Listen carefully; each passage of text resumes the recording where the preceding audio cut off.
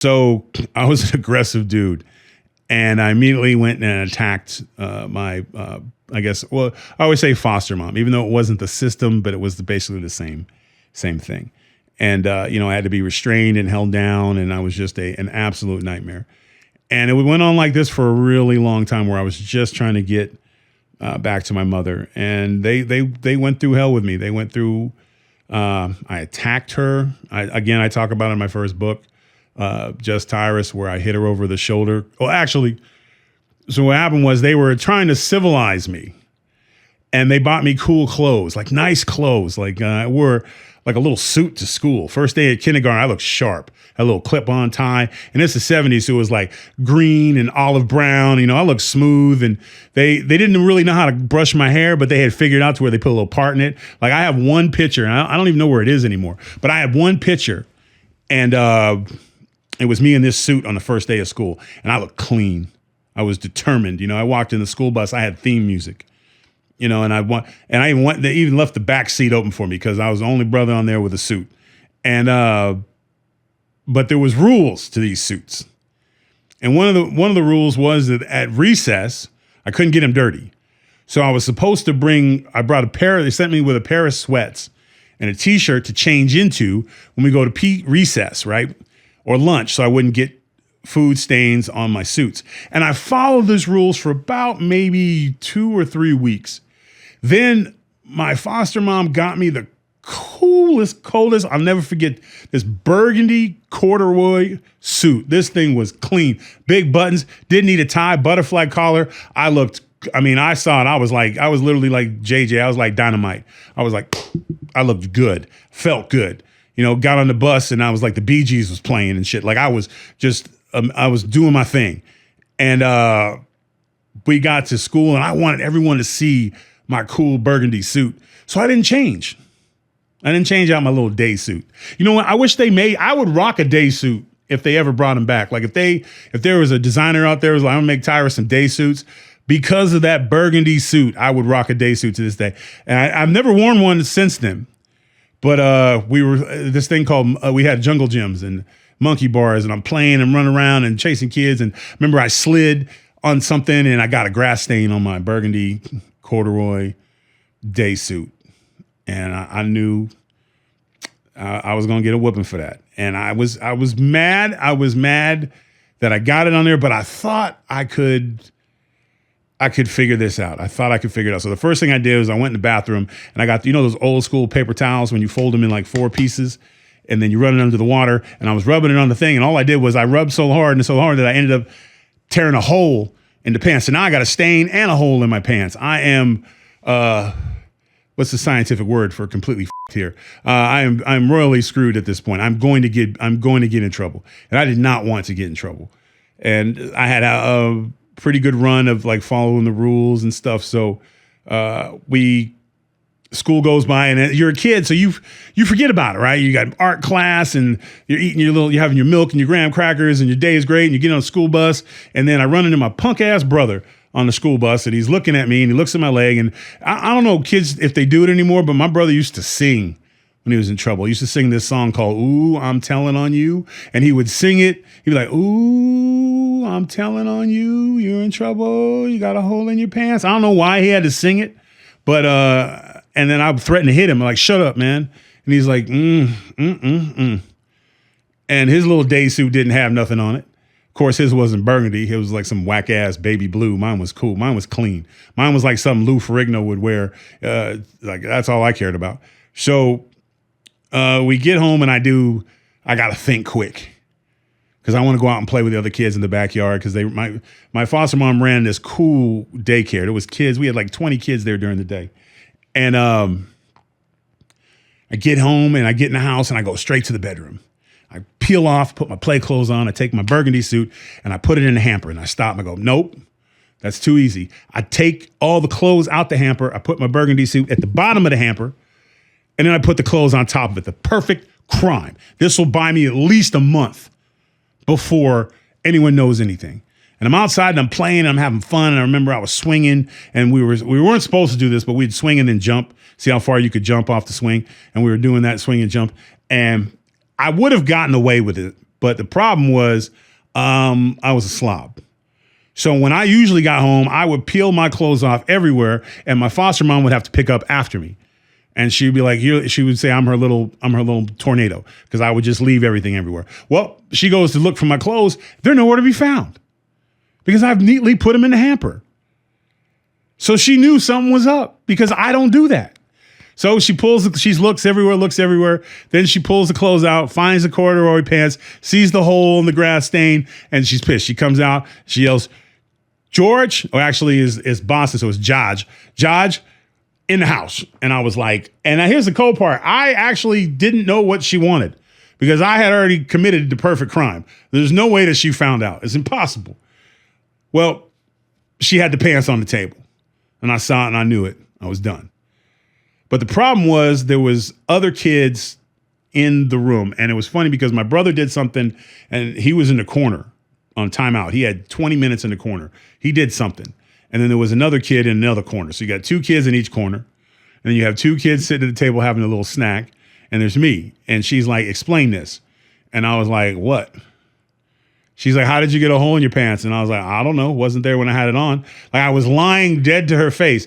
I still had the grass stains on my knee. Like there was no way that I was going to get away with this. And she looked at me and she said, what was the deal? And I had to reluctantly say to change my clothes before I go outside and play, because if I don't, and I ruin my school clothes, I'm going to get a whooping.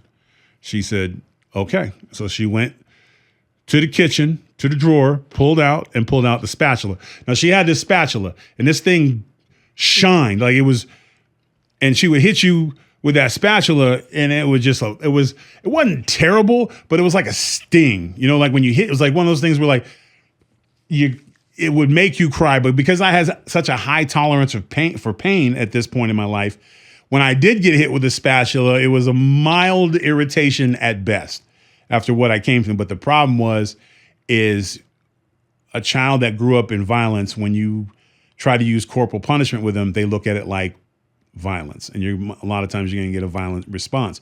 The other side of it is let's see, Dana Perino on a good day is 4'11". I'm being nice. Throw some heels on her. She's maybe 5 feet. My foster mom was right around in that neighborhood. We were eye to eye, and I was in kindergarten. She was not that much taller than me. Maybe had me by like a couple inches at best. But strength-wise, not even close. And she came around the corner with that spatula, and I see the two kids, and my brother's in one corner, and the other kid's in the corner. My brother's looking out through his shoulder to see me in the corner, and I decided that I was not going to get whooped today. And I said, you ain't spanking me with that. And she was like, excuse me? And she told me to assume position. That means where you put your hands on a little stool, because they had these little bar stools. We had a little bar. Come down in the morning for breakfast. Breakfast be at the bar. You sit at a little bar stool, you eat your breakfast, and then you put your stuff in the sink, and you grab your lunch, and you get your behind out the door to go catch the bus. So I was supposed to put my hands on the stool, and I decided I wasn't going to do that. I put my hands on the stool, but then I grabbed the stool and held it at her. Like I was like, you come near me, I'm going to hit you with this. And she's looking at me with the spatula thing, and she actually giggled. Like, you're kidding me.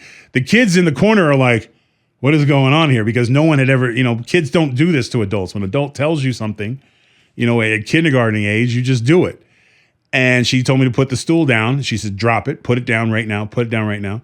And as she stepped towards me with the spatula, I swung and I cracked her on the side of the head and the shoulder, and the stool shattered everywhere. Broke her collarbone. Some of the wood, when it shattered, got into her eye. She was out cold. She just dropped like a sack of wet mice. And the kids in the corner turned around because now there's anarchy. There's 15 kids in the house and the babysitter's knocked out.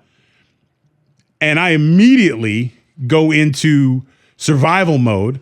I open the fridge because I got to get out of here. I can't stick around for this. And so I'm going to run away. And, it's funny, it's because of violence. When you think of violence, it's funny when you act that. I all of a sudden wanted to get to my dad, a person I had not thought of at all. I mean, other than nightmares and bedwetting and all the shit that comes from being with someone, around someone like that. I was going to run away to there. So I immediately opened the fridge. I think I grabbed Twinkies, Capri Suns, there was an apple, but I was like, no, I ain't taking no apples today. And I think it was like some donuts, and I packed a bag. I rolled a bag to hit the road. I took off running out the front door and just left. I was gone. And when you're a kid, not just a trouble kid, but a kid, the world is a very small place. You don't realize until you get out there how big it is. I thought I would just get out, make a left, run for a little bit, and I would be at my grandparents' house on my father's side. I'd be at their farm. That's where that's all I had to do was just keep running in this direction, and I was free. Nope. It was a big ass neighborhood. And I wasn't as fast as I thought I was. So I was running with my bag of snacks to live off of, because I was just gonna go live in the woods or until I found my grandparents. And I'm running, and I remember the neighbor, because this is back when neighborhoods, they watched out for everybody, and they heard the commotion, and I come flying out the house, screen door slams behind me, hauling ass with a brown duffel bag, a brown bag around the corner, running as fast as I could. And I remember the neighbor jogged me down, just kind of jogged alongside of me like, hey, buddy, where are you going? What's going on? And I was like, I'm running away. I don't want to be there. And he's like, okay, well, slow down, try to calm me down. And I'm like breathing real this and that. And I'm like, you're not going to stop me. And he still didn't know what I did. He's just assuming I snuck out of the house, And he convinced me to turn around and walk back. And I'm walking back with him. And once he got up to the steps, he walked in, and she was still laying on the ground. He ran to her, and I bolted. And I ran for the forest, and I climbed up in a tree. And I figured I'll just live in this tree for a while, 5 or 6 months in this tree, and then I'll figure it out, and they'll forget about me. Well, they found me pretty quick, but I wouldn't come down from the tree. So eventually the police were called, and the fire department was called. Fire department, now this was some, let me see here, the townies basically, they were like, look, let me turn the hose on and just spray this little bastard out of the tree. Like they were just like, he hit his mother, and they're like, oh no, we'll take care of this. That they were arguing over who was gonna shoot me down with the hose basically, and I was sitting up there, and I remember how you get scratches from being in the woods running around and stuff, and it kind of burns. Like my whole face was burned from I climbed pretty good up that tree, and but I would not come down. And they were trying to figure it out, and they were trying to by this time kids were home for school, and they called her husband, and he left his job to come home, and I'll never forget, they were trying to negotiate with me, and like at one point a guy said he had a puppy for me, and I was like, I'm not falling for any of this shit. I'm not coming down. And finally my foster dad came home, and he literally just walked up to the tree, and he said, hey, get down. And without even batting an eye, I climbed down, and he walked with me, and the cop's like, you want me to take the little bastard? And by this time she was coming out, and she was in a little gurney, and they were getting ready to put her in the hospital. They had her eye wrapped up in a patch, and her shoulder was like in a little sling. And I was just kind of looking at her, and the cop was basically want to know, like, do we take this kid to social services? What do you want us to do? And she just yelled out, don't take my baby. He doesn't know what he's doing. You don't know what he's been through. And it just, something clicked in me on that day.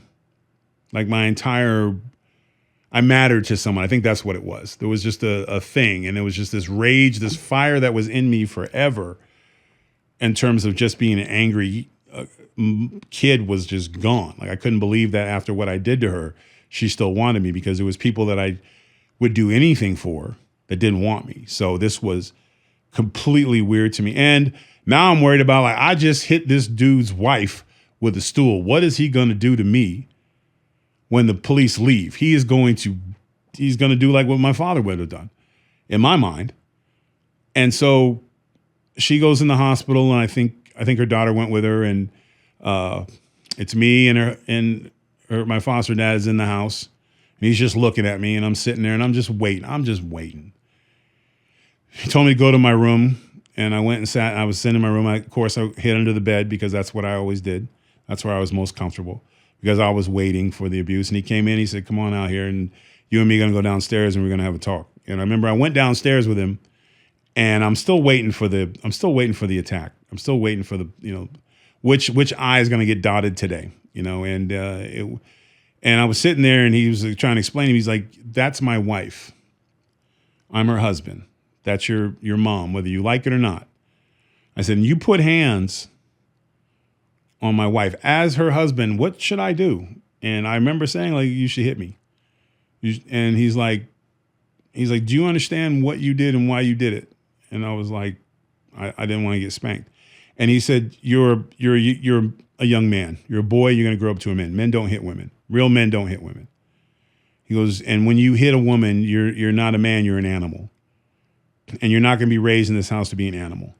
Now you need to pay for what you did. And you owe me for what you did. So here's what's going to happen is you're going to get a spanking. And you're going to get a spanking from me. And he's like, you're going to get 5 lashes with the belt for what you did to my wife. And then you and me are square. And a lot of people would be like, oh, he didn't say hug me. No, because that's not how it was. I still did what I did was terrible. And I took it like a champ, and it was the merry-go-round thing where he holds on your arm and then the whip and you kind of move around and spank. And he gave me 5. And it was done. He said, go upstairs, go to bed. And I thought I was going to bed without dinner and all that stuff. And the next thing I know, about an hour later, he's brought me out of the room and him and I sat down. I think we had SpaghettiOs. I think it was like SpaghettiOs or something. And then after work every night, he had a glass of sherry and smoked his pipe. I'll never forget those smells. And I watched TV with him for a little bit, and then it was my bedtime, and he tucked me in, and he said, tomorrow will be a better day, and you're going to be a better person tomorrow. And that's all you can do is try to be a better person each day. And after that, they didn't have any violent issues with me. Completely didn't see the rage that was in me from being not wanted in my child mind changed. So, but it changed you. There's moments in your life that you think, I'll always remember this and that. And I'm like 5 years old. And this has forever been in my mind in terms of how to treat people, how you don't hit a woman. You do own it. The next day will be better. No matter what you think, there are consequences for your actions, and you got to pay your bill. And so those rules really defined and molded me at such a young age. But I think it changed my trajectory in life.